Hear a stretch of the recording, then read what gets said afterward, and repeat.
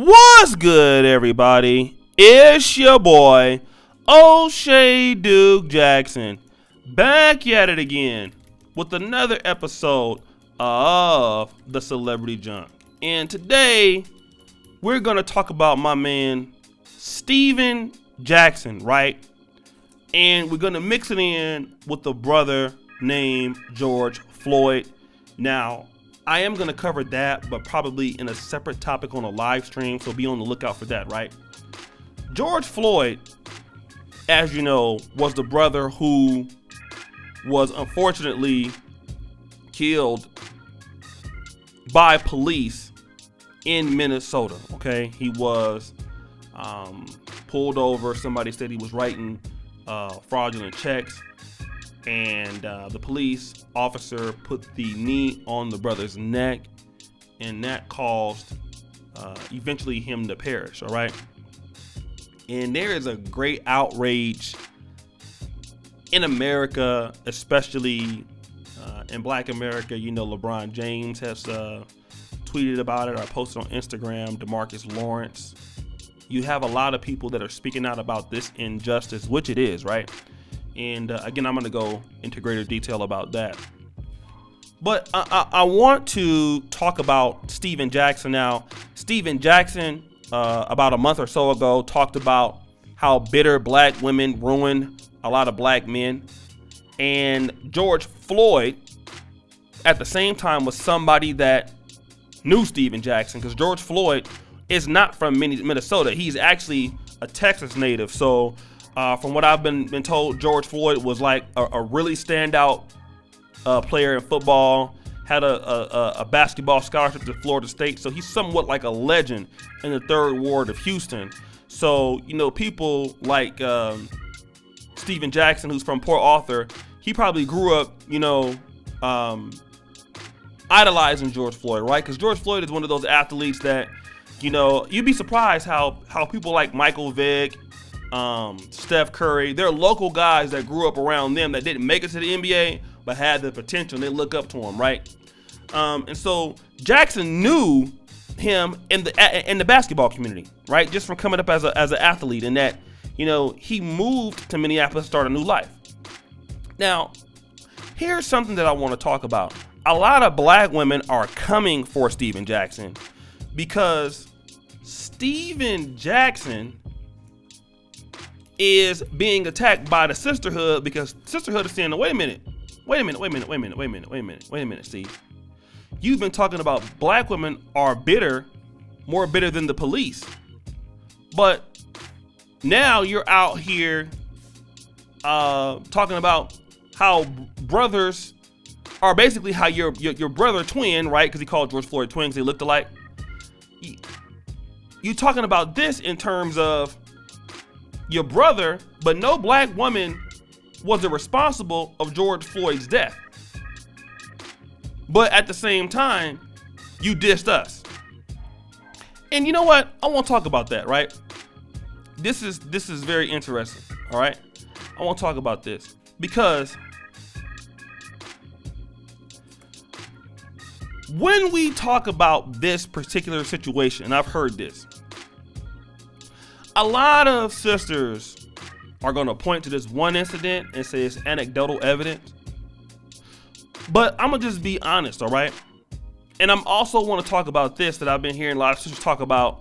You know, we stand up for y'all when y'all get killed in the streets, and y'all talk about us. I'm going to address that too. But let me talk about this. Now, what happened to George Floyd is unfortunate, all right? But I can name countless of times where black women have called the police, black women have lied on certain brothers, sisters have conjured up certain falsifications on brothers. I mean, I've seen it, you know.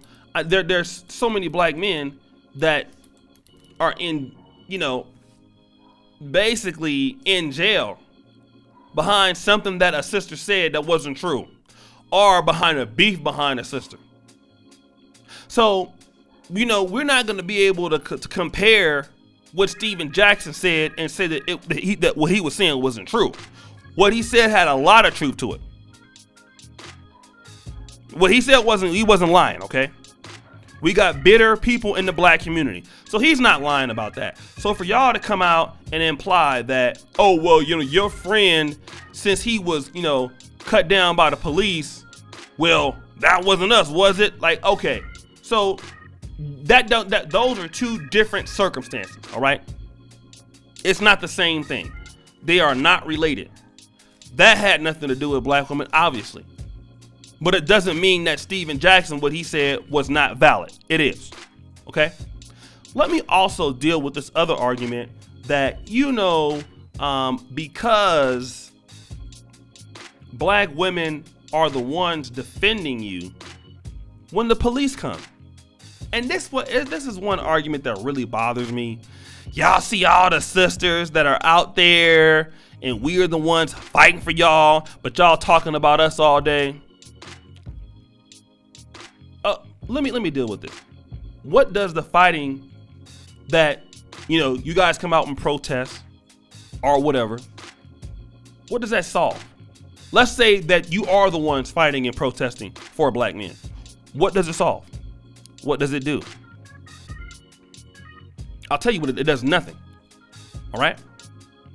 Protesting in general or rioting in general, I mean, it does very little for the cause, okay?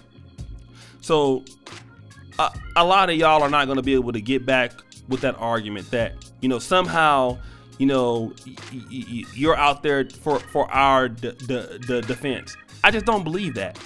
I think everybody has an incentive to do whatever they're doing. And the incentive is the cameras are on. We're going to go protest. We want to be seen like we're doing something. This is the easiest way to do it. Let's just be honest, okay? Sisters do not got that much love for brothers like that. If you did, then you wouldn't have black men out here with their arguments every day, right? Black men have a lot of arguments about the black community, about, you know, our fellow African-American people in our culture, you know, both good and bad.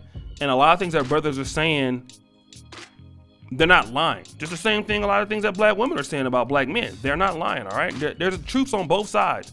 But we're not going to start to act like y'all are really defending us, because you're not. You're not. All right? Coming out and protesting somebody after something wrong has been done, that's not defending. That's an incentive to come out and say, all right, black women, we are the ones who are doing this. We are the ones running the community. We're the ones setting up Black Lives Matter. And at the end of the day, young black boys are still born without fathers. Those same sisters are still picking men that don't exhibit fatherly structure. And the cycle continues. And a lot of people just want to get praised for doing nothing. I just don't get it. Like, why?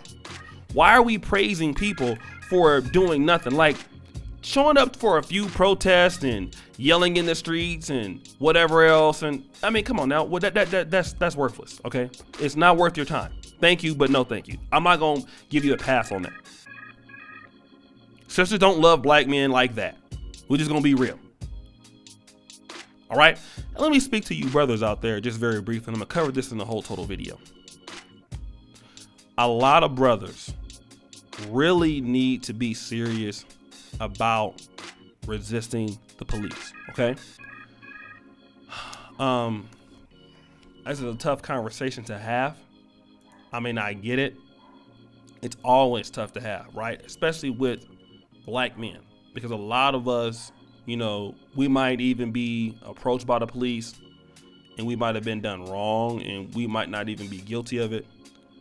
But I need you to think about making it home, okay? You don't want people to be protesting you when you're not there, all right? I need you to be there, all right? I need you to get home. That's the bottom line. Get home. Get home. Get home to your kids. Get home to your family. If you happen to have a situation that requires that you are pulled over by the police, wrong or right, let them take you in. Do not resist. Do not tell you, hell no, you're not gonna take me. Don't yell. Go with them. When you find out they have done wrong, get a lawyer. You go back. You fight them in court. You get them fired. You sue them. It's enough of this trying to be the tough guy thing, okay? Because what's going to happen is they're going to use that for an excuse to do stupid police procedures, take one of you guys out, and then the police department, everybody, you know, apologizes later. But it's after that, you're already dead. All right? Save your life. Save your life. You can always fight it later. Save your life. That's all I got to say about that right now. It's your boy, O'Shea Duke Jackson. Subscribe, hit the bell. Go to the first comment pinned to the top. You know your boy is on fire with these episodes. Again, check out the patreon.com/NegroManosphere. As you brothers know, the buffoonery remains at an all-time high. I'm really thankful for you brothers for subscribing to the channel. If you're a black man, make sure you subscribe and hit the bell. And as you know, brothers, the buffoonery remains at an all-time high. I'm out.